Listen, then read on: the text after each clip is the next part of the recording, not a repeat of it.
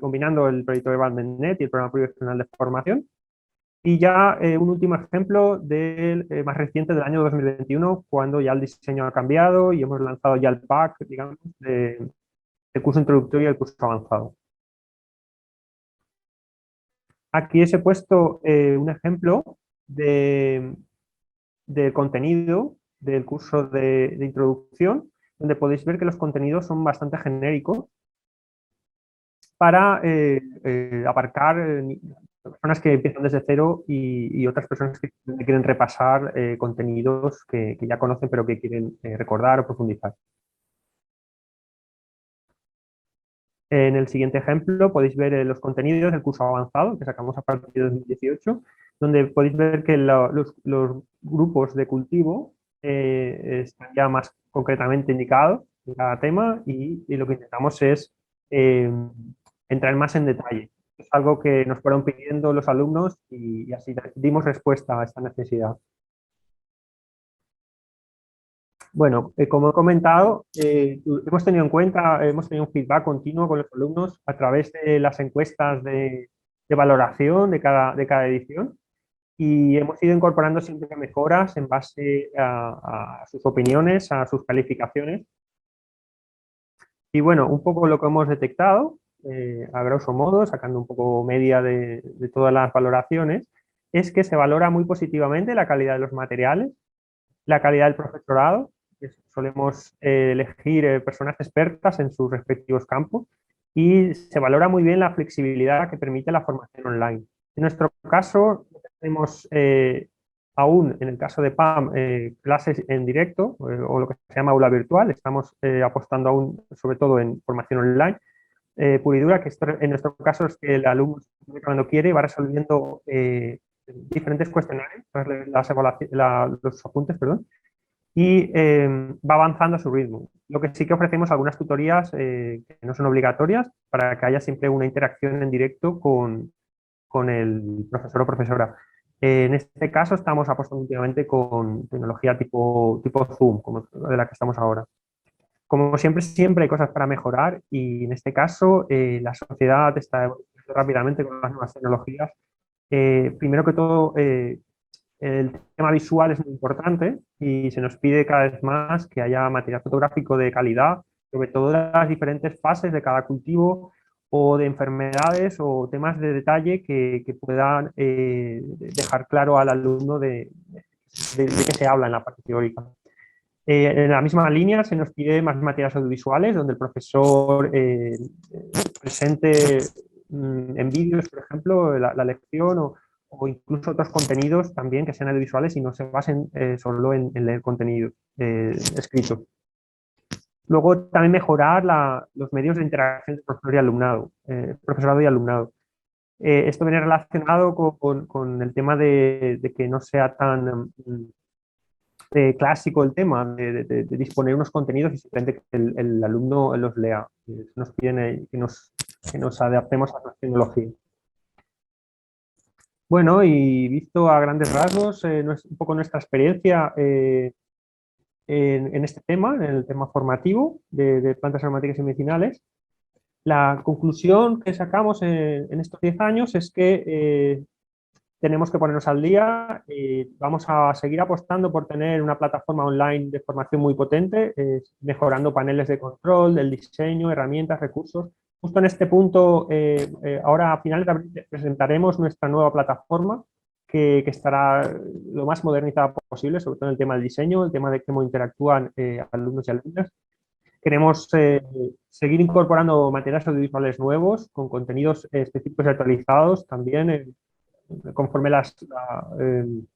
los nuevos conocimientos, mejorar el material fotográfico, tanto el que podamos producir desde nuestra entidad como colaboraciones con otras entidades que pueden aportarnos, fomentar las actividades mixtas, porque pensamos que la parte teórica siempre tiene que estar completada con una parte práctica, todo lo que se pueda ver en campo. La experiencia directa sí es muy importante, es lo que al alumno realmente le puede llegar para un aprendizaje real.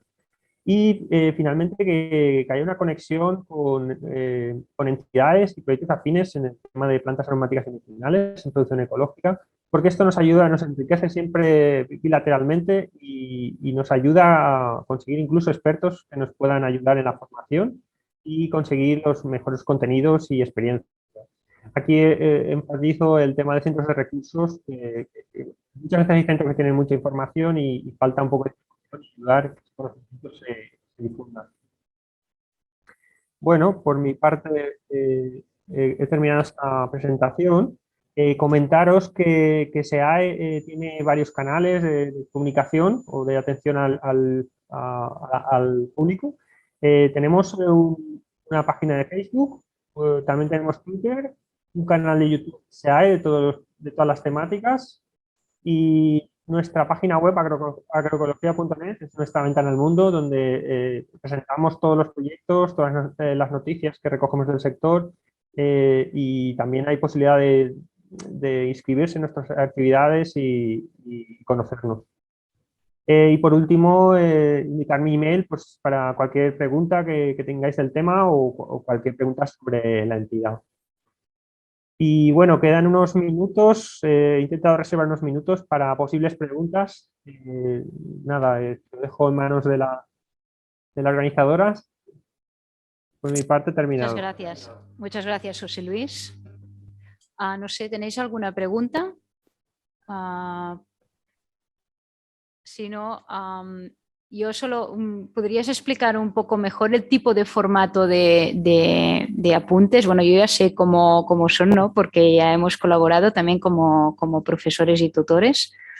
Pero lo digo porque en el caso del el proyecto Foruo hemos realizado unos materiales que son como presentaciones en PowerPoint con imágenes y con acceso a vídeos, ¿no? Un poco para ampliar la información.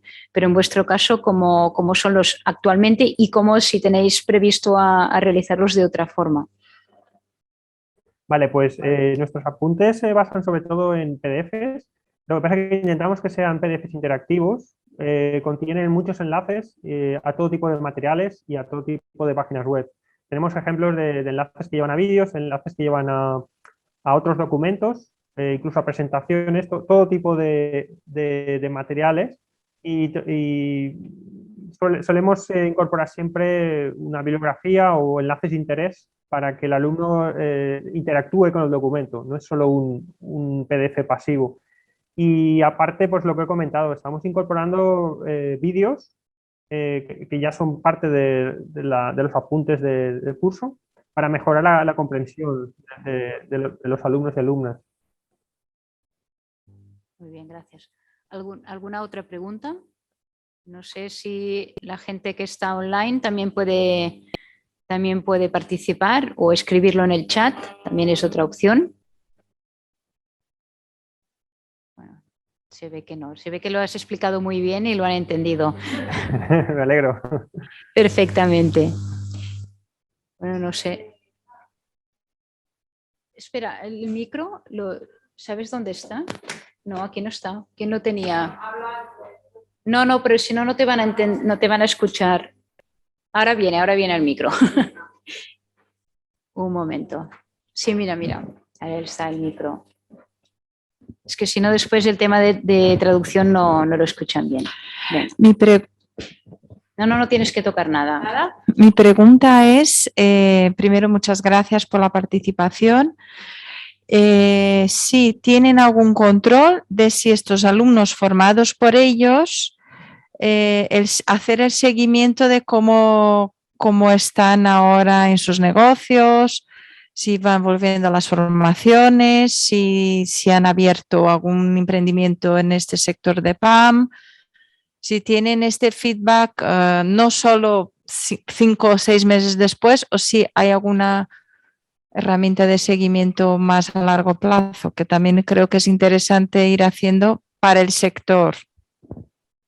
Vale, es una muy buena pregunta, la verdad. Es algo pendiente que tenemos y de hecho desde el equipo queremos mejorar este feedback.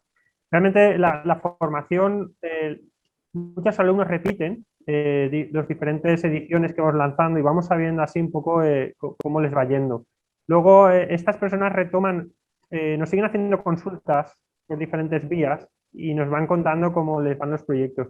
Pero es verdad que nos hace falta mejorar un seguimiento más potente, como se intentó iniciar en el 2018 con el proyecto Agroecoinnova, de estas personas si realmente luego encontraban trabajo o cómo les iba.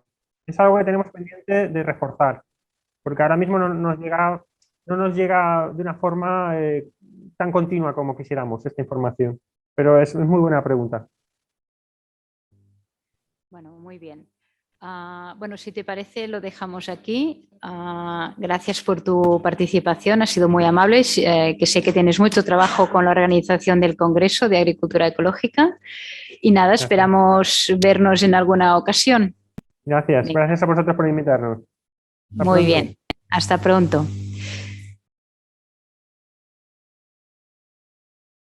Una vez acabamos con José Luis, daríamos la palabra a Alix Curibó-Milandú de France Agrimer. Alix, est-ce que tu peux connecter le vidéo? D'accord, tu es là. Voilà, bonjour. Bonjour. Buenos días. Merci d'être ici. Quand tu veux, tu peux commencer. Oui.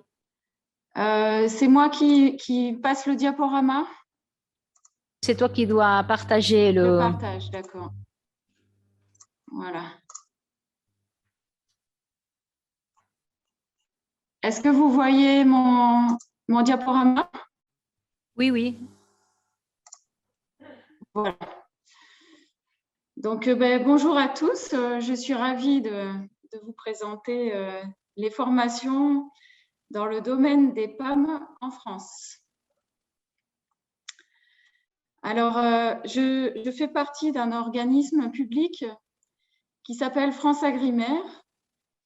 C'est un établissement national qui dépend du ministère de l'Agriculture et qui traite de toutes les productions agricoles en France. Voilà, je vais vous présenter mon organisme et qui s'occupe de tout l'aspect économique des productions agricoles françaises.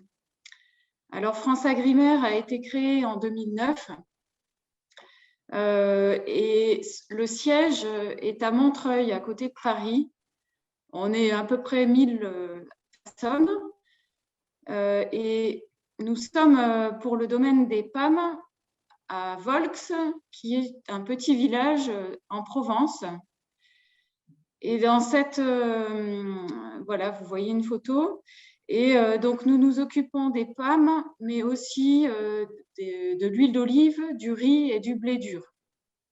Voilà, donc c'est assez petit pour les PAM, on est 5 personnes. Et on aide aussi financièrement les agriculteurs. Voilà, donc notre mission, notre première mission, c'est éclairer. Donc, on fait des études comme celles que vous voyez à droite de l'écran, des études là sur la réglementation, des études sur la conjoncture économique, et puis d'autres études surtout sur l'aspect économique de la filière des PAM. Un des deuxièmes objectifs, c'est concerter les professionnels. Donc, on a des instances qui se réunissent 3 fois par an dans ce qu'on appelle un CS. C'est un conseil spécialisé qui concerne les productions végétales spéciales. Bon, les PAM sont dans ces productions végétales spéciales.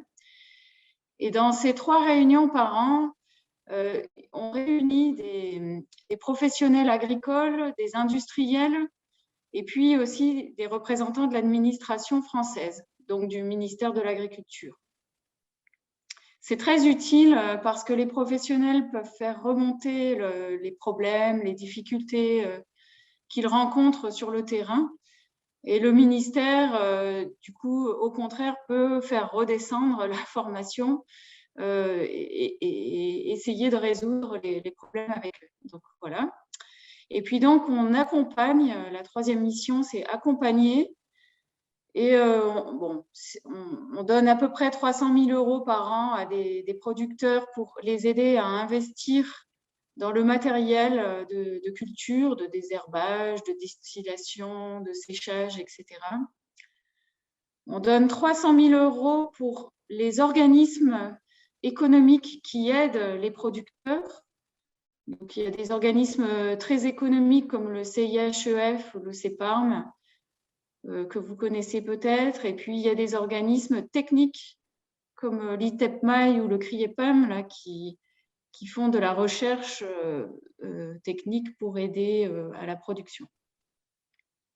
Et puis, on a 500 000 € qui sont pour des projets d'assistance technique à la filière. Donc, ça peut être des études diverses et variées menées par des organismes. Voilà. Et puis, on fait d'autres appels à projets où des producteurs ou des organismes techniques peuvent postuler et donc avoir une somme d'argent. Voilà, très brièvement mon organisme. Maintenant, je vais vous présenter la production française de PAM parce que ça va aider à comprendre les besoins de formation. Voilà, alors en France, on a à peu près 67 000 hectares de culture de PAM dans à peu près toutes les régions, mais les productions varient selon les régions. Alors, par exemple, en Bretagne ou dans le nord de la France, on a beaucoup de plantes aromatiques comme le persil, la ciboulette. Je vous montre avec la souris. Dans le Maine-et-Loire, on a historiquement une production de camomille et de plantes médicinales. Ici, en Champagne, dans le nord-est, on a du pavot qui aide à l'industrie pharmaceutique pour la production de morphine. On a du ginkgo biloba aussi. Dans les Vosges, dans le nord-est, on a beaucoup de plantes médicinales de cueillette, avec notamment l'arnica. On a de la cueillette aussi dans le Massif central, donc au centre de la France, avec des plantes comme la gentiane, le narcisse. Et puis, je finis par le sud-est, où on a surtout des plantes aromatiques comme le thym, le romarin, la sarriette. Et puis, l'emblématique lavande et lavandin, qui servent donc à la production d'huile essentielle. Et puis, à Grasse, donc, du côté de Nice, on a des plantes pour la parfumerie, donc comme la rose, la violette, la fleur de bigaradier, etc. Et je finis par la Corse, où il y a aussi des plantes cueillies, et notamment l'Helichrysum italicum. Voilà. Et si en France, on a l'habitude de faire 3 catégories de PAM. On a les plantes médicinales, les plantes aromatiques et les plantes à parfum. Alors, si on classe toute notre production selon ces 3 catégories, ce sont les plantes à parfum qui dominent. Donc, ce sont toutes les plantes qui permettent la fabrication d'huile essentielle, donc 56%. Ensuite, on a les plantes médicinales, 34%, et les plantes aromatiques, 10%.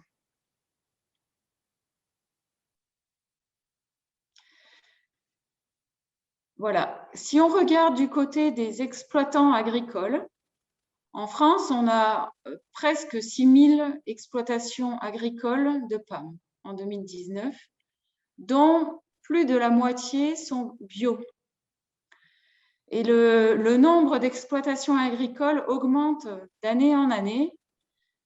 Voilà, plus 8% entre 2015 et 2019. Et le nombre d'exploitations bio augmente encore plus vite, puisqu'elles ont été multipliées par 3 en 10 ans. Et vous avez le graphique en dessous qui montre l'évolution de la surface cultivés en bio. Donc ça, c'est les bâtons. Et puis la ligne verte, c'est l'évolution du nombre d'agriculteurs bio en PAM.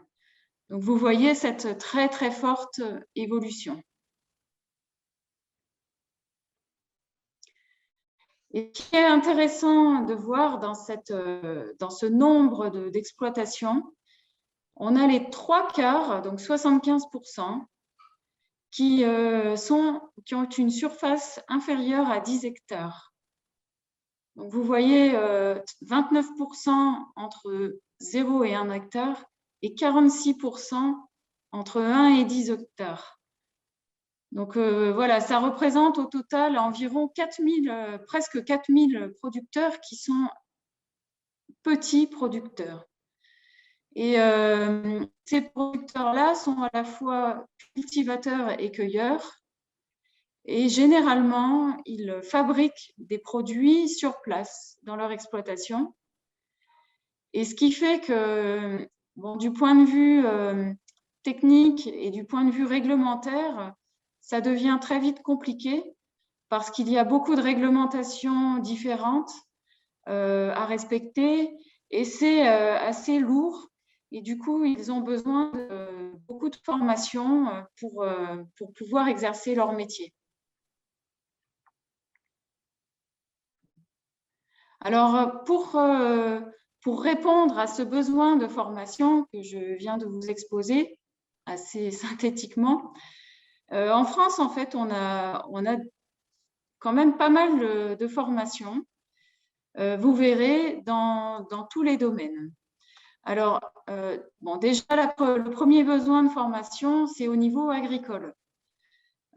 Pour pouvoir cultiver, cueillir et transformer les PAM. Alors, je vous ai fait une carte des CFPPA, donc c'est les centres de formation par apprentissage agricole, qui sont les formations de base les plus répandues. Ce sont des formations publiques qui sont en majorité à faire sur site. Et vous voyez là, sur la carte, qu'il y en a quand même pas mal qui proposent des formations sur les PAM. Alors, ce qu'il faut savoir, c'est qu'il y en a à peu près 3 qui font les formations vraiment complètes de base sur les PAM. Donc, c'est à Nyons, à Montmoreau et à Marmilla. Et ensuite, en fait, ce sont des spécialisations qui sont faites dans tous les autres CFPPA. Ce sont des formations courtes qui se rajoutent au cursus initial. Voilà, je ne sais pas si vous avez déjà eu la formation, enfin l'intervention du CFPPA de Nyons, mais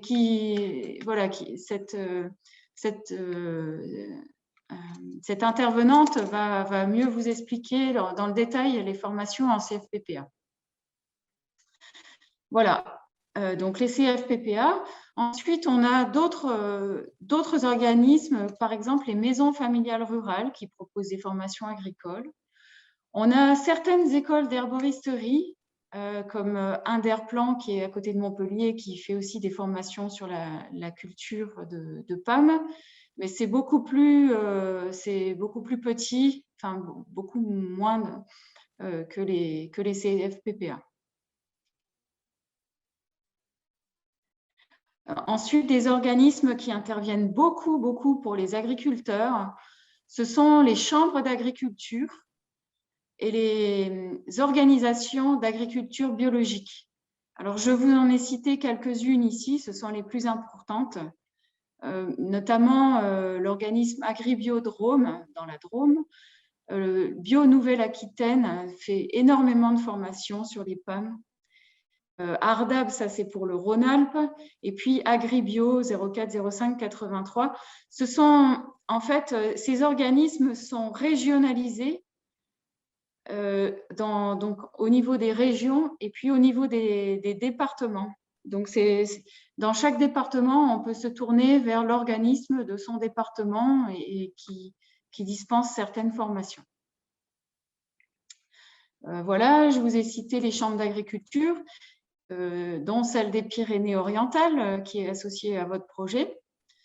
Et puis ensuite, vous avez plein d'organismes comme le CNPMAI, le CRIEPAM, l'ITETMAI.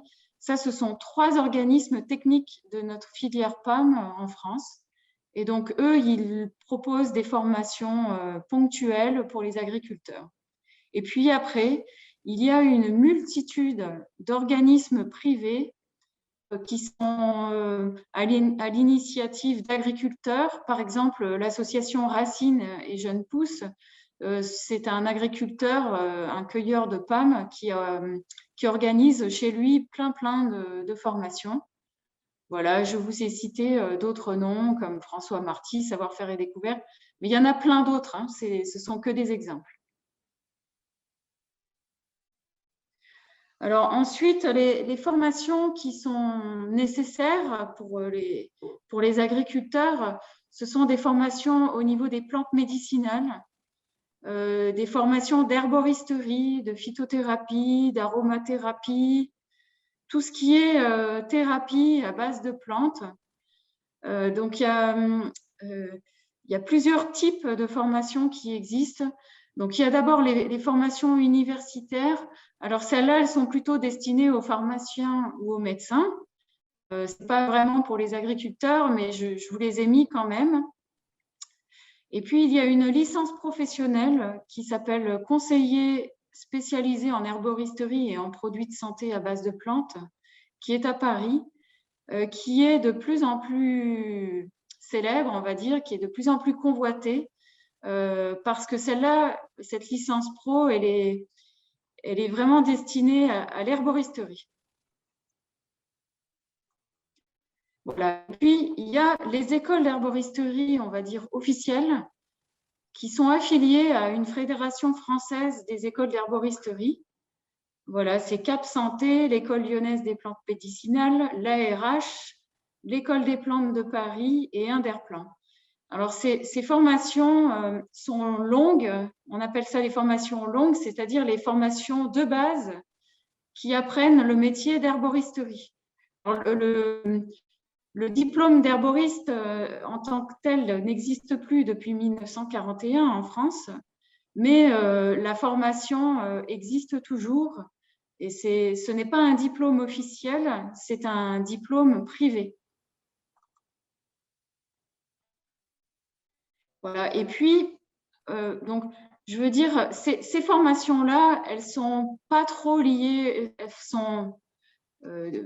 sont destinées à tout public, y compris les agriculteurs. Mais après, il y a ces formations-là sont destinées vraiment aux agriculteurs. Donc, il y a des organismes agricoles qui se spécialisent en plantes médicinales. Donc, certains CFPPA, comme celui de Nyons ou celui d'Hyères ou de Mirecourt. Il y a l'ADFPA, c'est comme le CFPPA, mais c'est dans les Hautes-Alpes. Et puis, il y a certains organismes d'agriculture biologique qui font des formations comme médicinales, comme la FRAB Bio Nouvelle-Aquitaine. Et puis, comme tout à l'heure, des associations, des producteurs qui font des formations sur les plantes médicinales. Il y a aussi des organismes privés qui sont listés ici et des associations.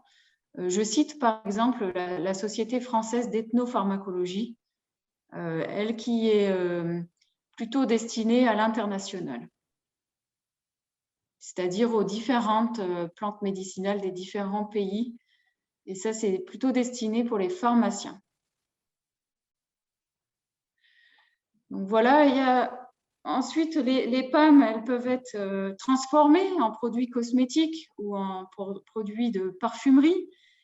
Et alors pour ça, il y a des formations Bac+5, donc niveau master, qui forment des parfumeurs et des cosméticiens qui vont travailler dans des industries. Et après, il y a aussi des organismes agricoles, des associations qui organisent des formations pour les producteurs. Donc toujours les organismes d'agriculture biologique que je vous ai cités, voilà, des associations. Et après, il y a aussi des associations de professionnels de la cosmétique et des pôles de compétitivité qui organisent d'autres formations qui sont accessibles à leurs adhérents.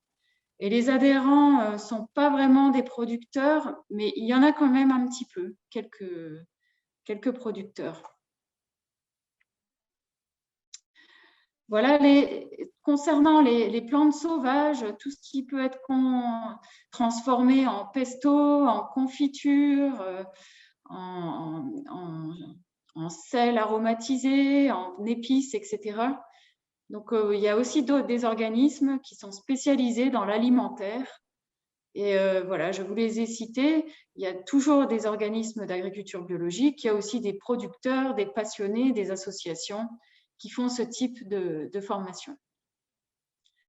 Il y a aussi des organismes de formation pour les teintures végétales, dont le CFPPA de Nyons, par exemple. Mais aussi le CRIT horticole, ça c'est un organisme dédié à l'horticulture. Et puis après, des associations aussi de passionnés qui font ces formations-là. On a aussi des formations plus agricoles, donc à destination des agriculteurs qui veulent soigner leurs animaux avec des plantes ou qui veulent traiter leur culture avec des plantes.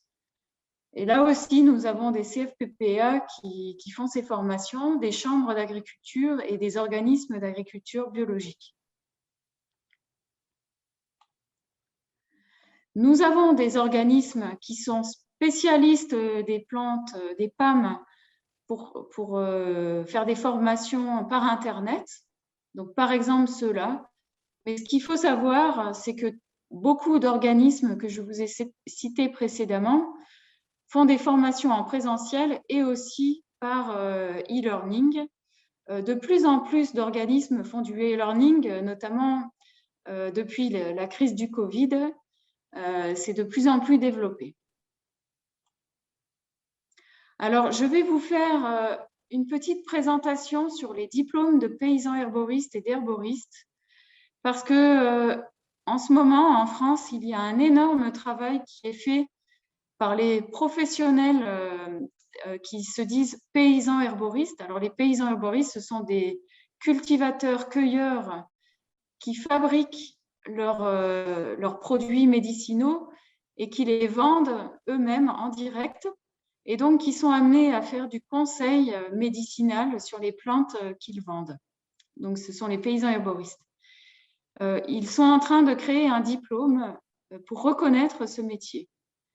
Et ensuite, nous avons les écoles d'herboristerie que je vous ai citées, qui font partie de la formation, la Fédération française, qui sont en train aussi de faire des démarches pour faire reconnaître par l'État le diplôme d'herboriste. C'est très important parce que ça peut révolutionner un peu en France ces métiers-là qui, jusqu'à présent, ne sont pas reconnus du tout par l'État. Voilà, donc le métier de paysan herboriste est porté par une fédération des paysans herboristes, voilà, qui organise un peu la formation et le diplôme. Donc, ils sont en train de faire une procédure d'enregistrement, ce qu'on appelle le RNCP, c'est le Registre national des formations, pour faire un diplôme agricole de niveau 4 qui serait dispensé en CFPPA. Et là, ils travaillent donc avec le CFPPA de Nyons sur il y a une première promotion qui a bénéficié de cette première formation de paysans herboristes. Et ensuite, en 2022, ils vont déposer officiellement le dossier de ce diplôme-là, on appelle ça le référentiel métier, auprès de l'instance nationale qui s'appelle France Compétences. Et peut-être que fin 2002 ou début 2023, on aura une première promotion officielle qui sera formée par cette formation de paysans herboristes. Et puis, par rapport au diplôme d'herboriste, cette fois, c'est depuis fin 2018 que la Fédération française des écoles d'herboristerie a lancé la démarche d'officialisation de ce diplôme. Donc, pour enregistrer, c'est comme pour paysan herboriste, mais c'est enregistré là le diplôme d'herboriste au RNCP, au Répertoire national des certifications professionnelles. Voilà, il y a eu une première demande en décembre 2019 qui a été refusée et ils sont en train de refaire un nouveau dossier qui a été déposé en janvier 2022 et qui est en cours d'instruction. Donc voilà, en 2022, ça va encore avancer cette démarche pour essayer de reconnaître officiellement ce diplôme d'herboriste. Voilà, je passe à la conclusion. Bon, c'est assez rapide, ma présentation. Je ne peux pas aller trop dans le détail, mais vous voyez qu'il y a quand même une grande diversité d'offres de formation. Ces formations connaissent un grand succès. Il y a de plus en plus d'e-learning pour des formations courtes, mais aussi pour des formations longues. Et beaucoup de formations, de plus en plus, refusent des élèves qui sont trop nombreux, notamment les écoles d'herboristerie, les formations agricoles, les formations médicinales. Donc, je pense qu'il y a de la place pour des nouvelles formations. Et vous pourrez retrouver la liste des formations françaises sur le site de l'association Pommes de France. Voilà, vous pourrez retrouver toute une liste détaillée des formations. Ce n'est pas une liste exhaustive parce qu'il y en a trop, mais bon, ça vous donnera déjà une idée. Voilà, j'en ai terminé pour ma présentation et je peux essayer de répondre à vos questions. Je vais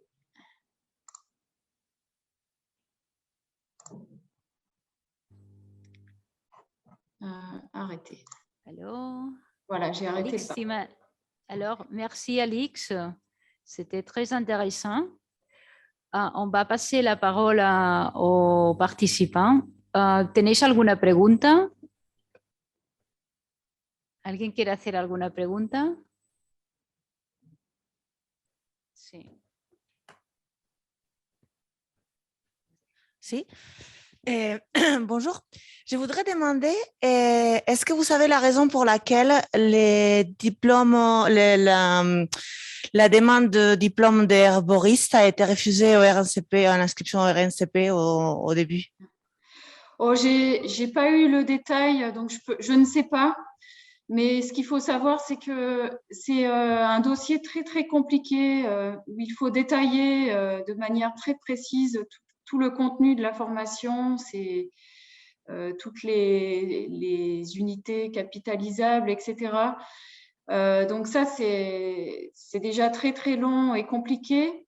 Et ensuite, il y a peut-être des raisons aussi de définition des limites de la pharmacie et de la médecine par rapport à l'herboristerie, parce que en fait, il ne faut pas que les herboristes fassent du conseil comme un médecin ou comme un pharmacien.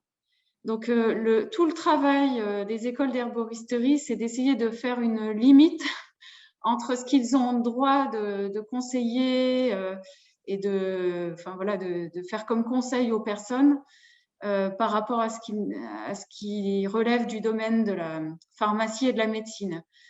Ça, c'est assez compliqué. Donc, il y a peut-être ces raisons-là aussi. D'accord, merci. ¿Hay alguna otra pregunta? J'ai juste une question pour toi. À part de plantes aromatiques, à parfums aromatiques et médicinales, est-ce que pour les petits fruits, France Agrimaire a aussi des études similaires? Ça veut dire des données économiques ou bien sur le secteur, la filière et la formation? Alors, sur les petits fruits, souvent, ils sont inclus dans les plantes médicinales. Donc, quand par exemple, sur la liste des formations qui est diffusée sur Internet, il y a des organismes qui font de la formation pour les petits fruits. Mais c'est vrai que je n'ai pas distingué les formations petits fruits, je les ai pas séparées des autres formations. Donc, si vous voulez chercher, ça va être difficile là sur les tableaux qui existent. Désolée, pour l'année prochaine, je peux faire une catégorie petits fruits. Et sinon, par rapport aux cultures de petits fruits, nous avons certaines données de certaines organisations de producteurs, par exemple sur le cassis, sur certains petits fruits, mais pas beaucoup. C'est vrai que ce n'est pas vraiment étudié à France Agrimaire, les petits fruits.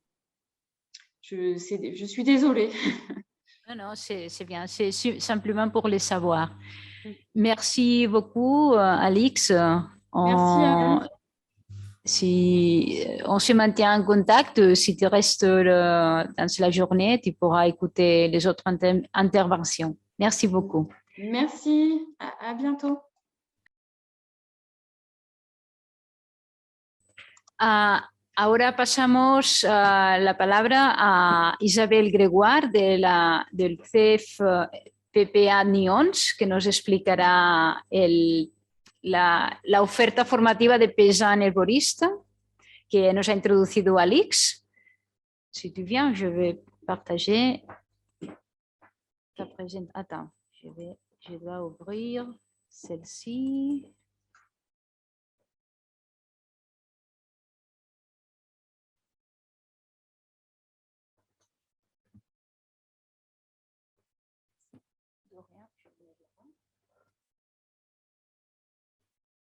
Bonjour, donc Isabelle Grégoire, je suis formatrice au Centre de formation professionnelle et de promotion agricole qu'on appelle CFPPA à Nyons, donc en Drôme provençal. Vous avez vu la carte tout à l'heure dans la présentation d'Alix Corriveau.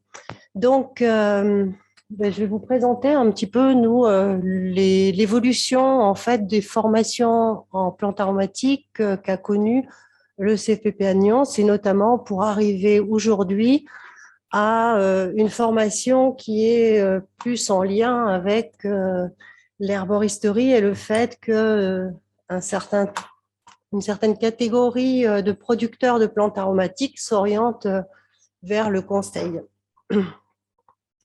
Donc, je vous présenterai le CFPPA, le contexte, le BPREA, parce que nous, on s'est appuyé sur le BPREA, donc je vous expliquerai ce que c'est, l'adaptation au contexte, et puis les moyens que l'on a mis en œuvre pour essayer de répondre aux besoins de la profession. Donc, le CFPPA Nyons, c'est, comme tous les CFPPA, un établissement public du ministère de l'Agriculture, qui date de la fin des années 50, qui a connu un certain nombre de noms différents. C'est de la formation continue pour adultes.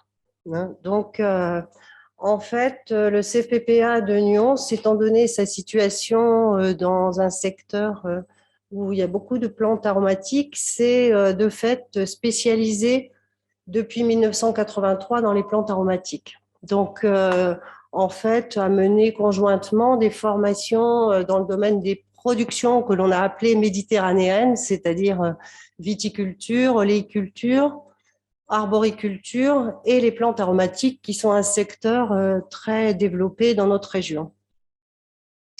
Donc, cette formation, depuis en 1983, vraiment, le CFPPA s'est positionné en tant que formation dans ce secteur-là.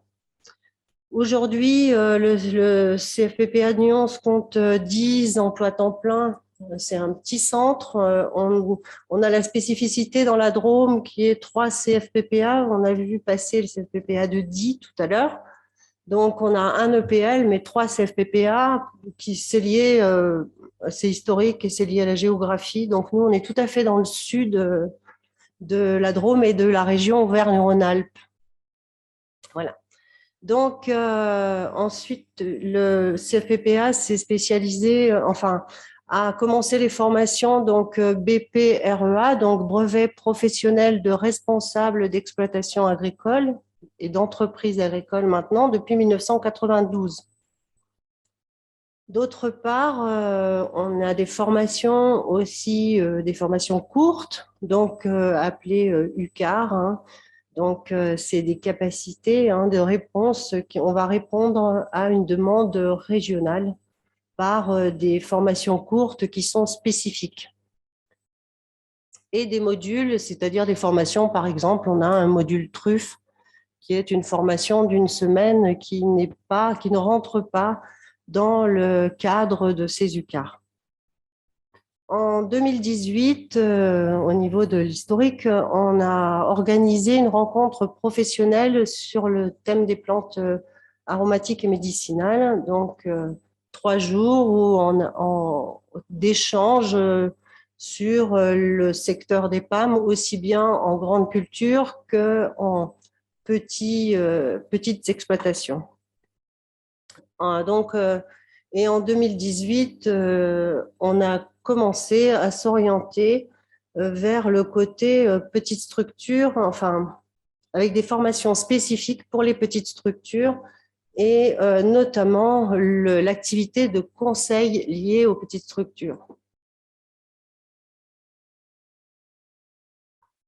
Donc, en fait, il y a eu une évolution du contexte général, c'est-à-dire que en 1983, quand le CPPA s'est spécialisé dans les plantes aromatiques, c'était principalement avec des exploitations agricoles en grande surface. Tout à l'heure, Alix a montré la répartition des exploitations en fonction des surfaces. Eh bien, c'était principalement pour des exploitations qui pouvaient aller plutôt au-delà de 10 hectares et bien au-delà, puisqu'on est dans un secteur où on peut avoir des exploitations de 200 hectares en lavande sur le plateau de Valensole, par exemple. Voilà. Donc, en fait, au fil du temps, on a vu changer le profil des personnes et notamment et le profil des producteurs de plantes aromatiques en France. Donc, le profil a changé, mais aussi un engouement général pour les plantes aromatiques au niveau de la société a fait beaucoup évoluer cette envie et puis cette proposition en termes de plantes aromatiques. Ensuite, la profession. Donc, la profession évoluant. Un certain nombre de producteurs, notamment sur petites surfaces, qui font de la transformation, de la vente directe et du circuit court, par l'intermédiaire de certains groupements d'agriculteurs, comme le syndicat simple, la Fédération des paysans herboristes, l'Association française des cueilleurs. Tout ça a fait évoluer le métier et notamment avec le fait qu'on n'a pas le droit, enfin le métier d'herboriste n'existe plus en France depuis 1941. Donc, on se trouve dans une situation où le métier de l'herboristerie ne peut pas être exercé, où des producteurs sont sollicités de manière très forte par leur clientèle en vente directe pour du conseil. Et donc, la profession pousse. Alors là, Alix l'a expliqué tout à l'heure, Alix Courriveau. Donc, aussi bien la profession au niveau des producteurs que aussi au niveau des transformateurs ou des herboristes, enfin de la volonté des herboristes de comptoir. Donc, la profession s'est diversifiée avec de plus en plus de petits producteurs qui font de la production, de la cueillette, de la transformation et de la vente directe. Donc, et en fait, l'offre de formation en France ne répondait pas vraiment à ce profil. D'autre part, donc en France, on l'a vu, on a une cohabitation entre des grandes exploitations et des petites surfaces. Et on a constaté aussi qu'on avait un changement de public au niveau des formations des BPREA. C'est-à-dire que pendant longtemps, les personnes qui venaient en formation au CFPPA étaient, dans la reprise, correspondaient à une reprise d'exploitation, soit en PAM grande surface, soit en production méditerranéenne avec une diversification en plantes aromatiques, mais toujours sur des surfaces assez importantes. Et au fil du temps, en fait, les demandes ont changé. Donc, on a dû adapter le contenu des formations en fonction du public nouveau. D'autre part, le contexte fait qu'il y a un manque de foncier disponible effectivement pour l'installation agricole. Et donc, le fait de pouvoir s'installer sur petite surface avec une valorisation importante des produits trouve sa place dans un contexte de pression foncière importante. Je crois que je suis allée trop vite. Donc, on a dans nos offres de formation, on a donc le BPREA et des modules courts. Donc, le BPREA, c'est un diplôme du ministère de l'Agriculture, donc qui permet de s'installer en agriculture et éventuellement de bénéficier des aides à l'installation. Donc, il comprend 5 capacités de base, dont 2 UCAR au choix. Donc, nous, les UCAR, en général, font 70 heures. Le nombre d'heures pour le BPREA, donc en Auvergne-Rhône-Alpes, est de 956 heures au centre, avec 8 semaines de stage. Et le BPREA étant un diplôme national, en fait, on a après des adaptations qui peuvent être faites au niveau de chaque centre pour une orientation pour des cultures particulières. Donc, nous, par exemple, on s'est orienté vers le BPREA production méditerranéenne et le BPREA production de plantes aromatiques médicinales et à parfum. Donc, ces spécificités s'appuient principalement sur un aménagement de la capacité 3 que l'on va voir par la suite. Voilà. Donc, la capacité 3 étant la capacité où on va présenter les productions, les techniques de production. Donc, face au contexte, le choix du BPREA a été d'avoir une réponse en cohérence avec le contexte, donc avec cette spécificité petite surface avec beaucoup de métiers en un seul, c'est-à-dire production, transformation et vente. Et donc, on a décidé de créer des UCAR et de spécialiser et d'adapter le contenu de formation du BPREA. Donc, avant de vous présenter ces contenus, je voulais donner un peu la typologie des stagiaires que l'on reçoit et qui nous contactent parce que l'âge va de 20 à 50 ans. On fait de la formation continue, hein, donc uniquement pour adultes, mais ça va de 20 à 50 ans. En majorité, c'est des femmes, donc entre 60 et 80%. Ça, c'est pour la production de plantes aromatiques. Hein. Sur les productions méditerranéennes, c'est quasiment 100% des hommes. Donc, c'est très différent. Au niveau du public aussi, les gens qui s'inscrivent très peu reprennent des exploitations agricoles, font de la reprise d'exploitation. C'est beaucoup de création. Ensuite, la plupart, je dirais 70%, viennent rechercher une capacité professionnelle, la capacité agricole, c'est-à-dire ce qui va leur offrir une reconnaissance au niveau national d'une compétence et va leur permettre aussi éventuellement bénéficier d'aides qui sont réservées aux gens qui vont s'installer, par exemple les aides à l'installation, qui vont être réservés aux gens titulaires d'un diplôme de ce type. Sur les stagiaires que l'on reçoit, on pourrait dire qu'il y a à peu près 20 à 30% qui possèdent du foncier. La recherche de foncier est un très gros problème en plantes aromatiques, enfin, d'une manière générale, mais pour les plantes aromatiques, très peu ont du foncier. Dans leur projet, on peut dire qu'à peu près 80% des stagiaires veulent transformer des plantes. Très peu veulent juste produire pour les vendre séchées ou fraîches. 90% veulent vendre en circuit court ou faire de la vente directe. Et 60% veulent assortir leur vente d'un conseil pour leurs produits. Donc, face à tout ça, on a 60% voulant assortir d'un conseil la vente de leurs produits. Il est apparu nécessaire, en accord avec après beaucoup de discussions aussi avec la profession, justement de renforcer les compétences sur ce point-là.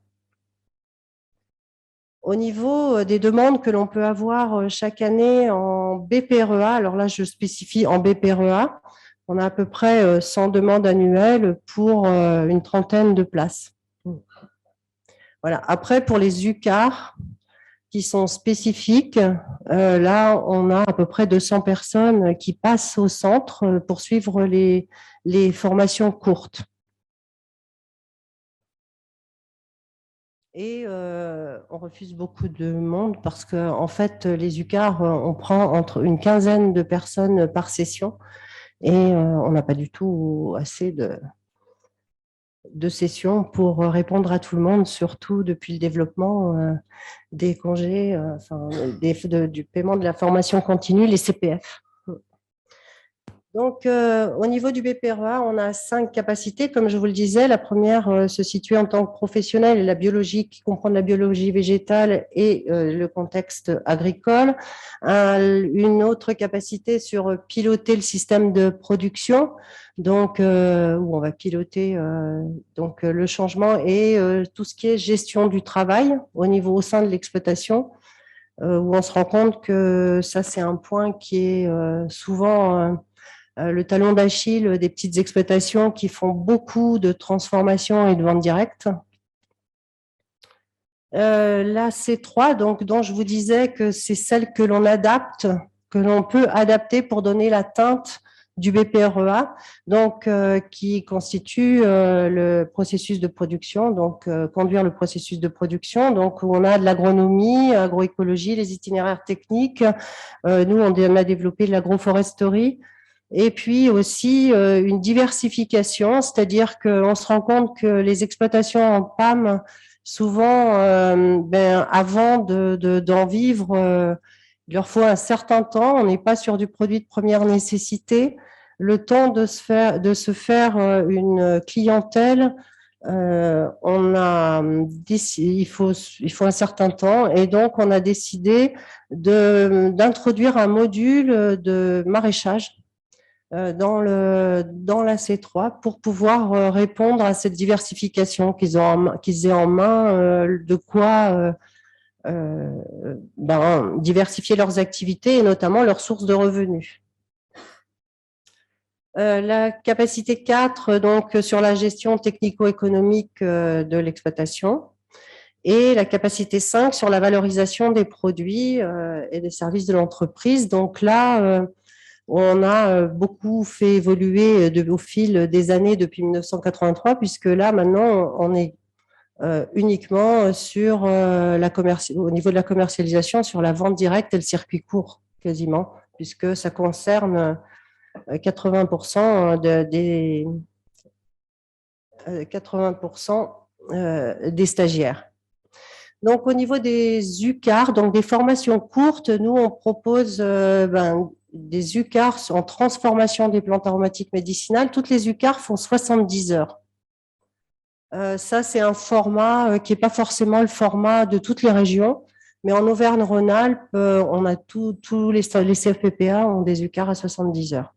Donc, en transformation des plantes aromatiques, médicinales et à parfum, donc on a une UCAR en séchage distillation, en galénique cosmétique et en plantes tinctoriales.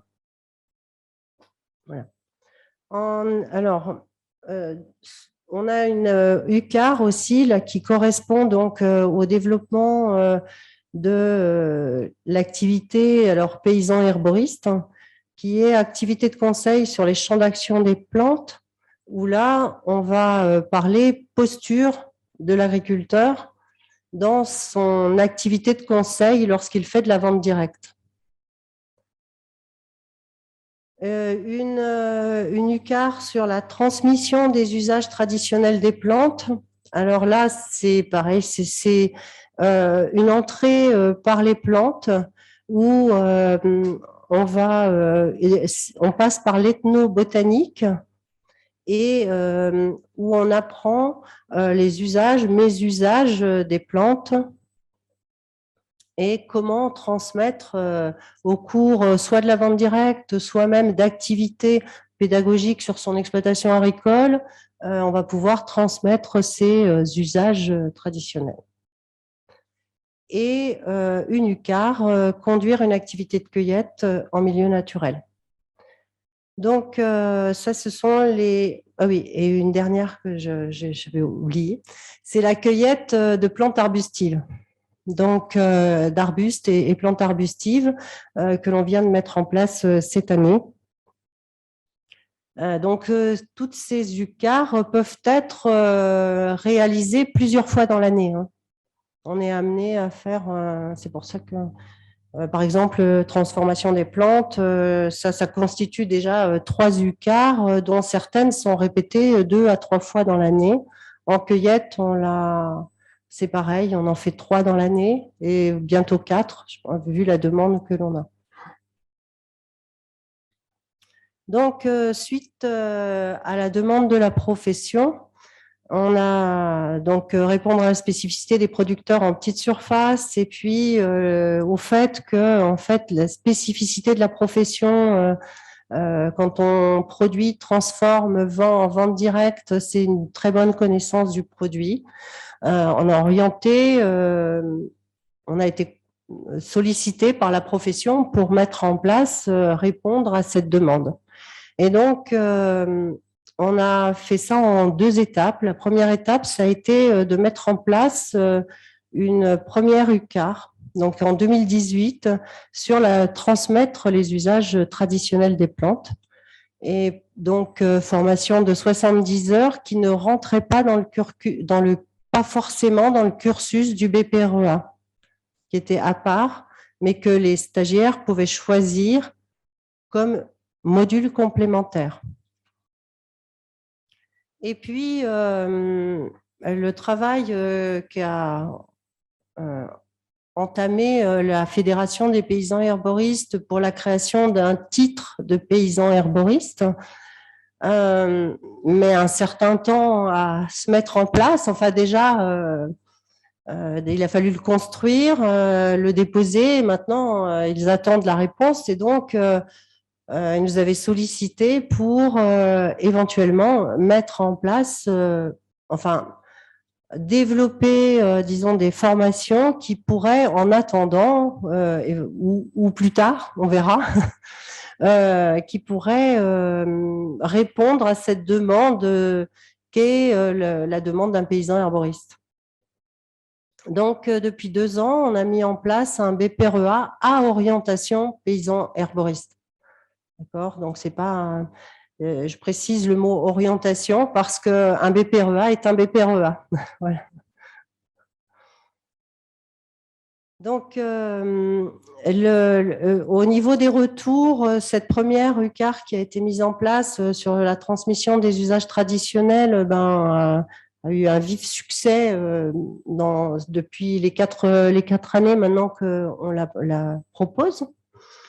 Et le BPREA paysan herboriste, lui, c'est un petit peu, on a avancé un peu à tâtons avec la fédération, puisque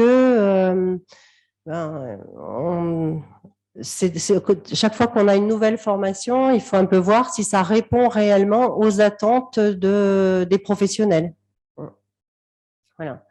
Donc, cette adaptation que l'on a faite pour le BPREA paysan herboriste, c'est qu'on a rendu, il a fallu faire tenir dans 956 heures que constituent les heures centres du BPREA, à la fois tout le programme du BPREA, plus des compléments sur les vertus des plantes et la posture de l'agriculteur dans l'exercice de cette, je dirais, de cette nouvelle activité. Donc, plutôt que d'avoir un BPREA avec 2 UCAR possibles, on a rendu obligatoire 2 UCAR pour pouvoir avoir plus d'heures. Et on a aussi dû aménager un peu les horaires, notamment en C3 et puis, enfin, en capacité 3 production, pour l'orienter. Alors là, c'est spécifiquement sur la petite surface. Et dans le pilotage de l'exploitation, de même qu'en commercialisation, où on a introduit la notion de conseil lors de la vente. Donc, les 2 UCAR obligatoires sont transmettre les usages et la transformation, et, distillation, séchage, galénique, cosmétique et la pharmacognosie, qui font partie. Donc, ça, c'est une UCAR. C'est aussi une UCAR qui était obligatoire même pour le BPREA plante aromatique générale, parce que en fait, cette demande de transformation était quasiment à 80% demandée par les stagiaires, par le public. D'autre part, au niveau de cette activité de conseil, donc on a 70 heures qui sont consacrées à la posture. Donc la posture avec il est important, il nous a semblé important et en discussion avec la profession de savoir où s'arrête le besoin de conseil, enfin où s'arrête la position, jusqu'où peut aller un paysan arboriste. Et ça, ça a été une grande discussion, notamment avec la profession, mais aussi avec des phytothérapeutes, des aromathérapeutes, des pharmaciens, de savoir définir une posture. Et donc, c'est encore un petit peu, il y a encore quelques contours qui peuvent rester un peu flous. Et on a rendu aussi, on a intégré la cueillette qui fait 70 heures dans le C3, dans la capacité 3, qui n'est pas incluse dans le cadre d'un BPREA plante aromatique classique, voilà, qui est une option, puisque en fait, tous les producteurs de plantes aromatiques ne font pas de cueillette. Donc, on n'avait pas rendu ça obligatoire.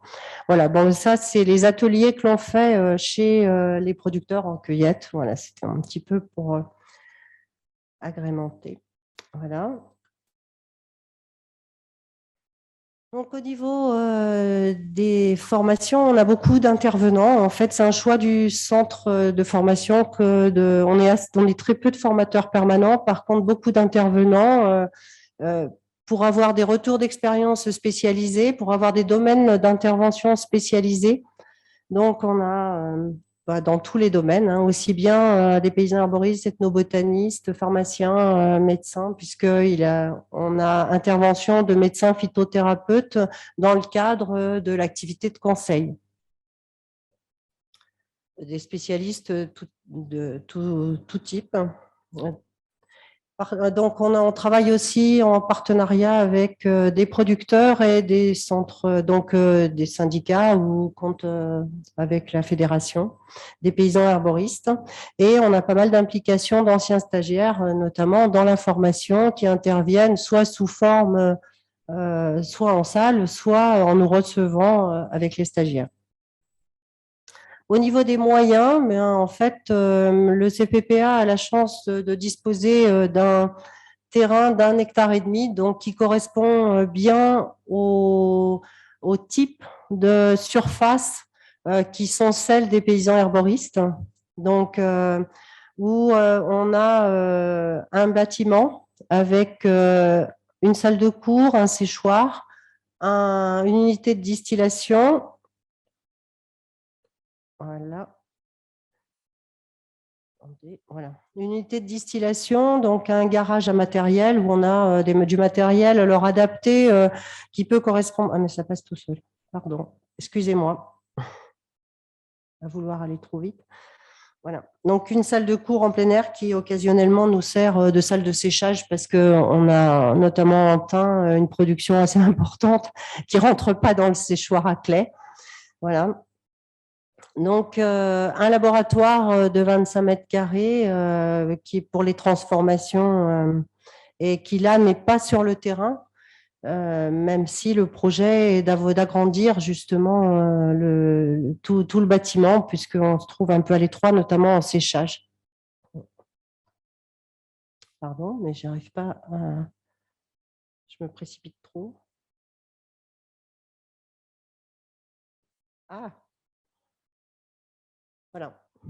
Donc, en fait, dans les 315 heures, par exemple, de production, on a la moitié des heures qui sont en pratique et tous les cours sont réalisés à la salle du terrain qui nous permet de faire des allers-retours entre pratique et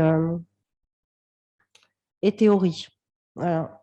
En fait, c'est très adapté aussi au public parce qu'on a beaucoup de gens qui ne viennent pas du tout du milieu de l'agriculture, qui n'ont parfois pas beaucoup d'idées de ce que c'est que l'agriculture et la pratique est un élément très important. Voilà. Donc, dans les moyens, on a un projet pédagogique aussi qu'on a mis en place, donc qui est de la plante au produit. Donc, les stagiaires cultivent les plantes sur le terrain, les transforment au labo et vont les vendre. Là, on a une foire écologique une fois par an. Enfin là, pendant les 2 années de Covid, ça a été compliqué. Mais donc, une foire où ils vont aller vendre leurs produits. J'ai fini.